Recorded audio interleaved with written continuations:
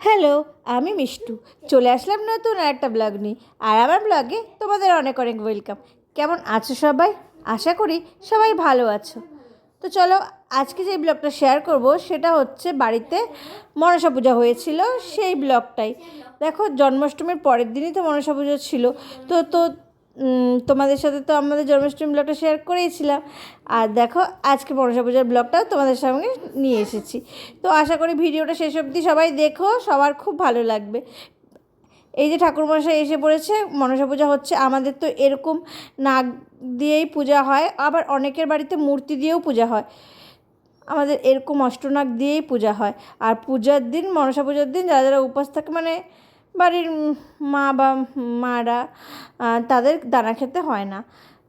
তো ভিতরে দেখো জায়গা ছিল না দেখেই আমরা বাইরে বসেছিলাম। ভিতরে শাশুড়ি মা বসে আছে। তো এখন তো আমাদের বাড়িতে মনসা পূজায় লাস্ট পূজা ছিল, তারপরে আবার লক্ষ্মী পূজা হবে।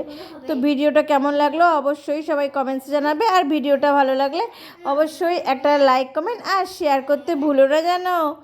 আর তোমরা সবাই এভাবেই আমাকে সাপোর্ট করো, এভাবেই আমার পাশে থেকো। সবাই ভালো থেকো, সুস্থ থেকো, সাবধানে থেকো। আর ভিডিওটা ভালো লাগলে একটা লাইক করো। তো চলো, আজকে ভিডিওটা এখানেই শেষ করছি। টাটা, নেক্সট ব্লগে আবার দেখা হবে।